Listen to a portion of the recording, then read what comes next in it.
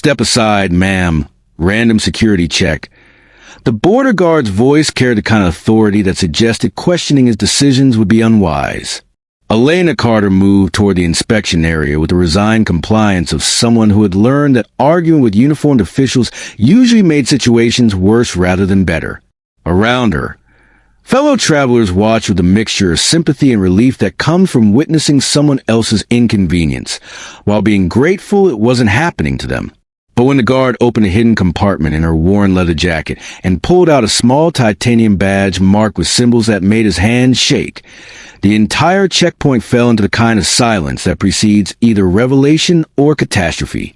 Welcome to those who left a trace, where ordinary people carry the most extraordinary secrets. Before we dive into this incredible story that will leave you speechless, tell us in the comments what city you're watching from today. And if you believe that everyone deserves respect no matter how they appear on the surface, hit that subscribe button. Elena Carter had perfected the art of looking unremarkable over the course of 4 years living as someone who didn't officially exist. At 31 years old, she stood 5 feet 6 inches tall with shoulder-length black hair that she kept deliberately unstyled, brown eyes that she hid behind non-prescription glasses, and clothing that was chosen for functionality rather than fashion. Her appearance suggested someone who worked in data entry or customer service, the kind of person who processed other people's problems without having particularly interesting problems of her own. The Riverside International border crossing between the United States and Canada processed thousands of travelers each day, most of them legitimate tourists, business travelers, or residents moving between countries for perfectly legal reasons. Elena had chosen this crossing specifically because of its high volume and routine nature, calculating that one more unremarkable woman, with proper documentation, would blend into the statistical background of normal border traffic without raising questions or creating memorable interactions. She carried a single piece of luggage, a worn leather messenger bag that contained exactly what customs officials would expect to find in possession of someone traveling for routine business purposes. Laptop computer, work documents, basic toiletries, and the kind of personal items that suggest a life lived within normal boundaries of professional obligation and personal responsibility. Nothing unusual, nothing suspicious, nothing that would justify more than cursory inspection by officials who process hundreds of similar bags each day. The truth was that Elena Carter had spent the better part of 2 decades learning to hide in plain sight, becoming someone forgettable enough to move through security systems without triggering the kind of attention that could be dangerous for people whose real identities were classified at levels that most government employees would never encounter. Her skills at invisibility had been developed through training that officially didn't exist, refined through operations that were never acknowledged, and perfected through survival situations that required becoming someone else entirely in order to remain alive. But invisibility, Elena had discovered, was a double-edged tactical advantage. While it allowed her to move through civilian environments without detection, it also meant that when detection occurred, the contrast between her apparent identity and her actual capabilities created the kind of dramatic revelation that she had spent years trying to avoid. The badge hidden in her jacket's secret compartment represented everything she was trying to leave behind, but also represented the only proof of who she really was beneath the carefully constructed facade of professional normalcy. The border crossing had been proceeding exactly as Elena had planned until Officer Webb decided that his quota of random security checks needed to include one more traveler before his shift ended.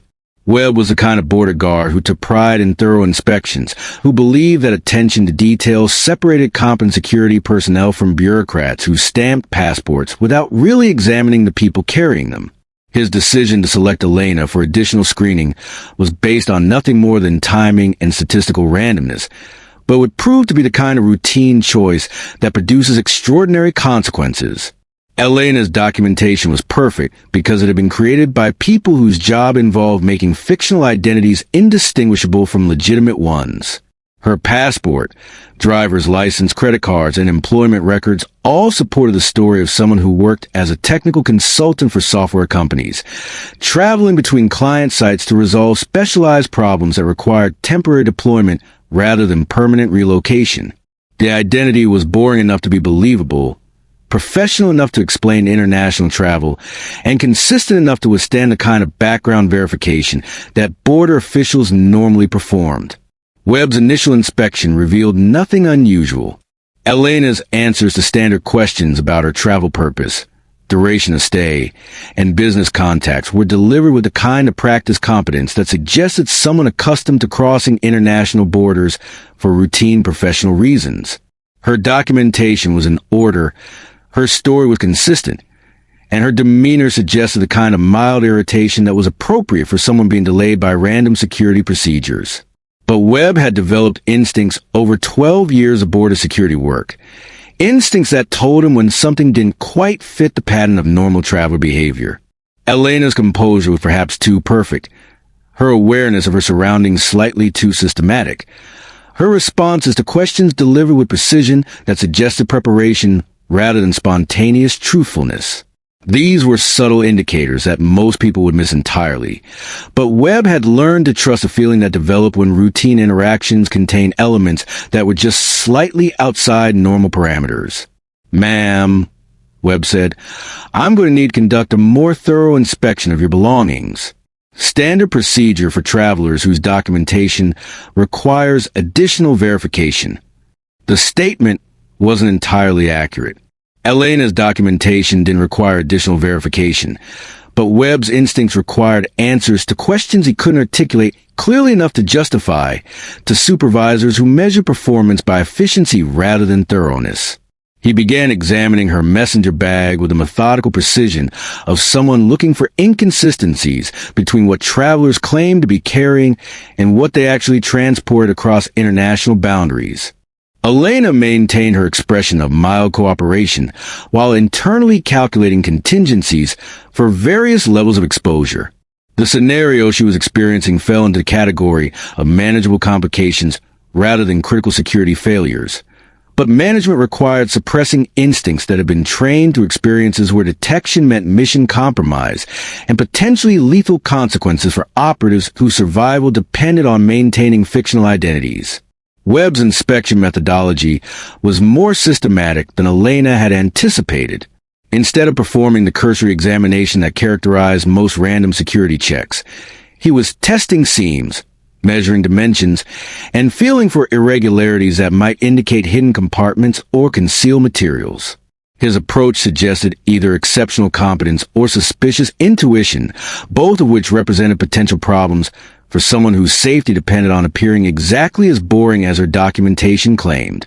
"Interesting construction on this jacket," Webb observed, running his fingers along the leather seams with a kind of attention that suggested it found something worth investigating. Custom tailoring, reinforced stitching, and what feels like internal modifications that aren't standard for civilian clothing. Elena realized that Webb had identified the tactical modifications that made her jacket more than a fashion choice. The internal pockets, the reinforced panels, and the specialized compartments had been designed for carrying equipment that civilian travelers wouldn't normally transport, but they also represented craftsmanship that was inconsistent with the budget constraints of someone who worked as a technical consultant. "I bought it from a military surplus store," Elena said, providing an explanation that was technically truthful while omitting details that would have complicated the conversation significantly. Previous owner probably had it customized for outdoor activities or professional use. But Webb's examination had progressed beyond casual curiosity into systematic investigation. His fingers had located the nearly invisible zipper that provided access to the jacket's most secure compartment, the space where Elena carried the one item she had never been able to abandon completely despite 4 years of trying to live as someone who had never needed such proof of identity. "Ma'am," Webb said, his voice carrying a different quality than it had during the routine phases of inspection. "I'm going to need you to remain calm while I examine what appears to be a concealed compartment in your jacket." Standard security protocol requires investigation of any hidden spaces or undeclared materials. Elena understood that her carefully maintained cover story was about to collide with physical evidence that would challenge everything she had told border officials about her identity and her reasons for crossing international boundaries. The compartment Webb had discovered contained a single item, but that item represented more than identification. It represented proof of service at classification levels that most border guards had never heard of, involvement in operations that senators didn't acknowledge, and capabilities that civilian technical consultants were never trained to possess. Webb extracted the badge with careful movements that suggested he understood he might be handling something significant. The titanium construction, the specialized symbols, and the classification markings immediately identified it as government identification that operated at security clearance levels far above anything a border guard would normally encounter during routine travel inspections. The badge itself was small enough to conceal easily, but distinctive enough to be instantly recognizable to anyone with appropriate security clearances. The eagle and shield design was familiar to anyone with military experience, but the additional symbols and classification codes marked it as belonging to an organization that existed in the spaces between official military structure and civilian oversight. The numbers and letters etched into the metal referred to unit designations that appeared in classified budgets and operational reports that were restricted to personnel with need-to-know access to information that could affect national security. Webb stared at the badge for several seconds, his expression cycling through recognition, confusion, and growing understanding that his routine security check had just uncovered something far outside his normal experience or authority level. The identification in his hands belonged to someone whose actual job description was classified at levels that made his own security clearance seem like public information. "Ma'am," Webb said quietly, his voice carrying a kind of careful respect that suggested he was beginning to understand that he might be dealing with someone whose real authority exceeded his own. "This identification indicates military service at classification levels that are above my clearance for independent verification. I'm going to need to contact supervisory personnel who can properly authenticate this documentation." Elena realized that her 4 years of anonymity were about to end in the most public way possible.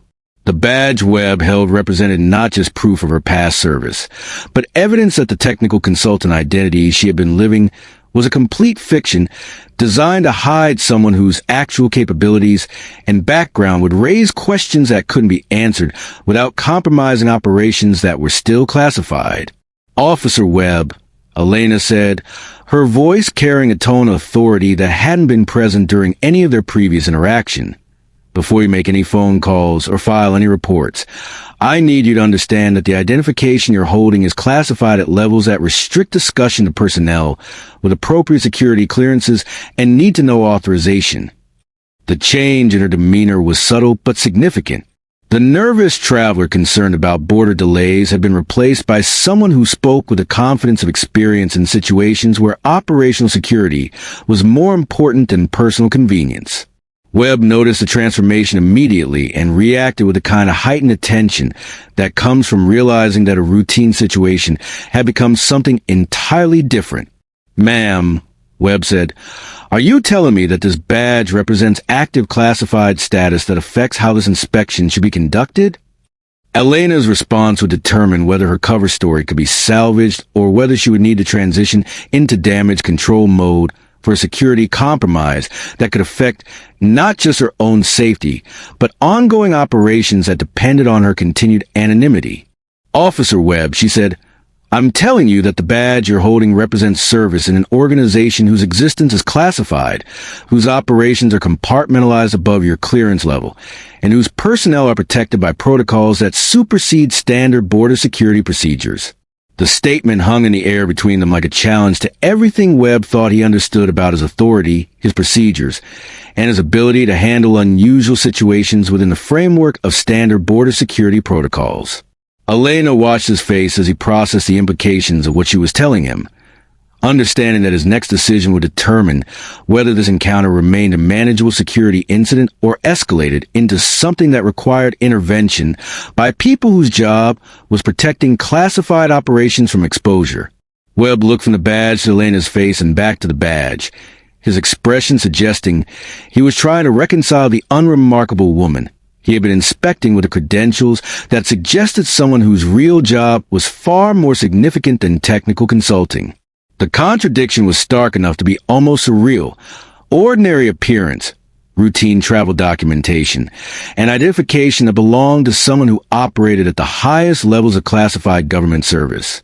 Ma'am, Webb said finally, if what you're telling me is accurate, then I'm out of my depth and this situation requires supervisory intervention. But I also can't simply ignore what I discovered or pretend that this inspection never happened. Elena understood Webb's dilemma and respected his professionalism. He had stumbled into a situation that was beyond his training and authority, but he also couldn't abandon his responsibilities as a security officer just because the circumstances had become complicated. The resolution would require careful navigation between operational security requirements and legitimate border protection protocols. Officer Webb, Elena said, what I'm going to suggest is that you contact your shift supervisor and request guidance for handling travel documentation that appears to involve classified government service. Don't provide details over radio communications, don't file standard reports, and don't discuss the situation with personnel who don't have supervisory authority. She paused, allowing him to process the guidance before continuing. Your supervisor will likely need to contact federal liaisons who can verify my credentials and provide appropriate instructions for completing this inspection. The process may take some time, but it will ensure that both your security protocols and my operational requirements are properly addressed. Webb nodded with the understanding of someone who recognized when situations required escalation to higher authority levels. Ma'am, I'm going to need you to remain in the secure inspection area while I contact supervisory personnel. Standard procedure for situations that require specialized verification. Elena agreed to the arrangement because she understood that Webb was trying to balance his professional obligations with circumstances that were beyond his normal experience. The secure inspection area would provide privacy for conversations that couldn't be conducted in public spaces, and it would minimize the exposure of classified information to unauthorized personnel. While Webb made phone calls that would eventually connect him to federal officials who could authenticate her credentials, Elena considered the implications of having her cover blown at an international border crossing. The technical consultant identity that had provided 4 years of anonymity would need to be abandoned, which meant establishing new documentation, new employment history, and new living arrangements that could support whatever identity she adopted next. More significantly, the exposure meant that people who had been searching for her would now have confirmation of her location and her attempts to live as a civilian, rather than returning to the classified work that had defined her professional existence for most of her adult life. The badge Webb had discovered represented not just proof of her past service, but evidence that she had chosen anonymity over continuing the kind of work that officially didn't exist, but practically shaped international events in ways that civilian populations never understood. 28 minutes after Webb had made his initial phone call, the secure inspection area was visited by individuals who didn't wear standard border security uniforms, and whose credentials identified them as federal agents with security clearances that exceeded anything normally required for routine border operations. Their presence confirmed that Elena's identification had been authenticated and that her situation was being handled by people who understood the classification levels involved. The lead agent, a woman in her 40s with gray hair and eyes that suggested extensive experience with classified operations, introduced herself simply as Agent Collins and requested to speak with Elena privately. The conversation that followed would determine whether Elena's attempt to live as a civilian could continue or whether circumstances were forcing her back into the world she had been trying to leave behind. Ms. Carter, Agent Collins said, using Elena's real surname rather than the fictional identity on her travel documentation, your credentials have been verified and your current status has been reviewed by appropriate supervisory personnel. We understand that you've been living under protective identity protocols, and we respect your choice to pursue civilian employment rather than returning to active classified service. Elena felt a mixture of relief and apprehension at the agent's words. Relief because they indicated that her past service was being acknowledged and respected rather than challenged or questioned. Apprehension because conversations with federal agents about classified service rarely ended with permission to continue living anonymously. However, Agent Collins continued, Your exposure at this border crossing has created security complications that require immediate attention. Your location is now known to people who have been monitoring border databases for individuals matching your profile, and your continued safety may depend on modifications to your current protective arrangements. The statement confirmed Elena's concerns about exposure. The border crossing incident hadn't just blown her cover. It had created a data trail that could be followed by people whose interests in finding her were not necessarily aligned with her welfare or national security. Agent Collins, Elena said, I need you to understand that my decision to live under civilian identity was made for reasons that remain valid. I have no desire to return to classified operations, and I believe my continued service is more valuable in civilian capacity than in official government roles. Agent Collins nodded with understanding that suggested she had dealt with similar situations before. Ms. Carter, we're not here to pressure you into returning to active service. We're here because your exposure has created security risks that require protective measures whether you choose civilian or official employment. She gestured toward documents that contained information Elena hadn't expected anyone to possess. Over the past 18 months, 3 separate organizations have been actively searching for individuals matching your profile and service record. 2 of these organizations represent foreign intelligence services that would consider your knowledge and experience valuable for purposes that are not aligned with American interests. The 3rd represents criminal enterprises that view former classified personnel as potential assets for activities that would compromise both your safety and national security. Elena realized that her attempts to disappear into civilian anonymity had been less successful than she had believed, and that the exposure at the border crossing had accelerated threats that had been developing regardless of her efforts to remain invisible. The choice she faced wasn't between civilian life and government service. It was between protected civilian life and unprotected civilian life, with the understanding that unprotected civilian life might not be sustainable given the level of interest in her background and capabilities. What are you proposing? Elena asked, though she suspected she already knew the answer. Agent Collins opened a file folder that contained options Elena hadn't known were available.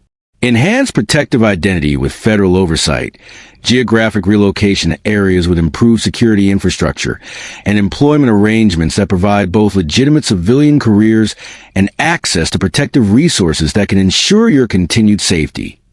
The proposal represented a middle ground between complete anonymity and return to classified service, but also represented acknowledgement that Elena's past couldn't be completely escaped and that her future would always include elements of security consciousness that normal civilians never needed consider. There's also, Agent Collins added carefully, an option for limited consulting work that would utilize your expertise without requiring full return to classified operations. Advisory roles that could provide both intellectual satisfaction and financial compensation while maintaining the civilian identity that you've worked to establish.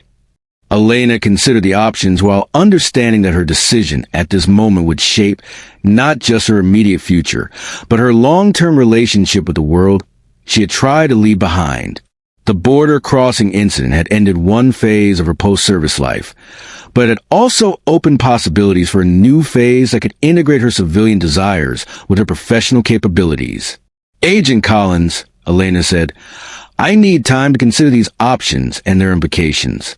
But I also need assurance that whatever decision I make will be respected and supported rather than second-guessed or undermined by people who believe that classified service creates permanent obligations.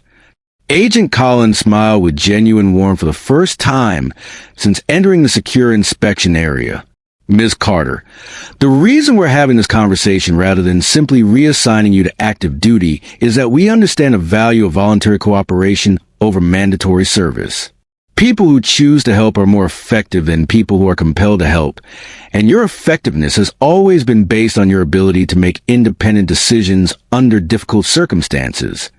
The conversation continued for another hour, covering details about protective protocols, employment options, and geographic considerations that would affect Elena's safety and professional satisfaction. By the end of the discussion, Elena had agreed to enhance protective arrangements and limited consulting work that would provide both security and intellectual engagement without requiring full return to the classified world she had left behind. Officer Webb, who had initiated the entire sequence of events by conducting a thorough inspection of Elena's jacket, was briefed by Agent Collins about the resolution of the situation and the protocols for handling similar incidents in the future. He learned that his instinct about Elena's unusual characteristics had been accurate, that his decision to escalate the situation had been appropriate, and that his professionalism throughout the incident had contributed to a positive outcome for everyone involved. Officer Webb, Agent Collins told him, situations like this are rare, but they're not unprecedented. People with classified backgrounds sometimes attempt to live civilian lives, and when their past intersects with current security procedures, it creates complications that require specialized handling. Your ability to recognize when a situation was beyond standard protocols and your decision to seek appropriate guidance prevented what could have become a significant security incident. Webb left the briefing with enhanced understanding of the complexity that could hide behind ordinary appearances, appreciation for the importance of trusting professional instincts even when they couldn't be easily justified, and knowledge that his routine border security work occasionally intersected with much larger issues of national security and individual safety. Elena completed her border crossing with documentation that reflected her new status as someone whose civilian identity was officially supported rather than merely tolerated.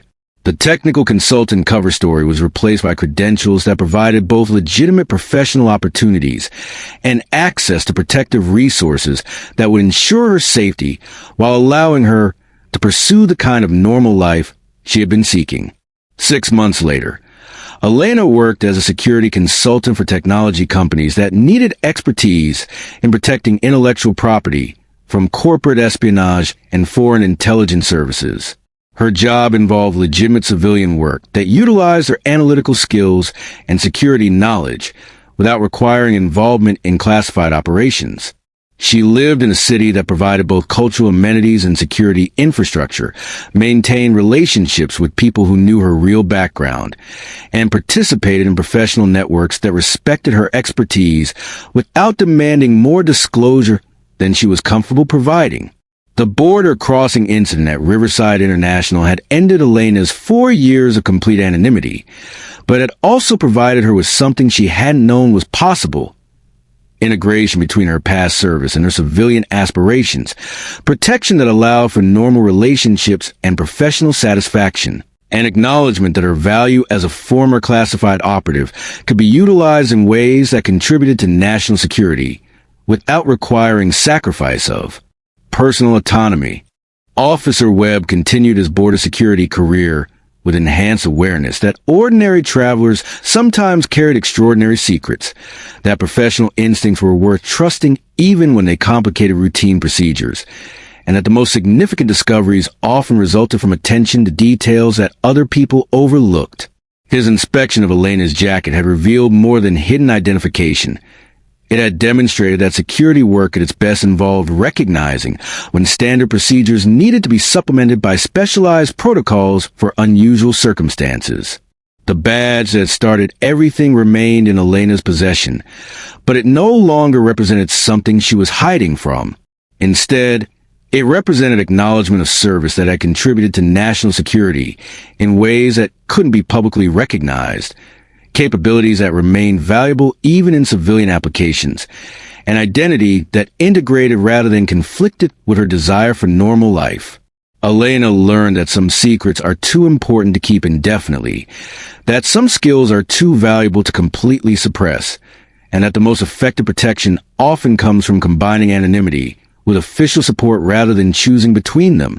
Her story became part of the training materials used to educate border security personnel about recognizing situations that require specialized handling, respecting the complexity that can exist behind ordinary appearances, and understanding that national security sometimes depends on protecting people who have chosen civilian service over continued classified operations. The intersection of routine border security procedures with classified government service had created a situation that challenged everyone involved, but it also demonstrated that professional competence, mutual respect, and appropriate use of specialized protocols could resolve complex situations in ways that protected both individual privacy and national security interests.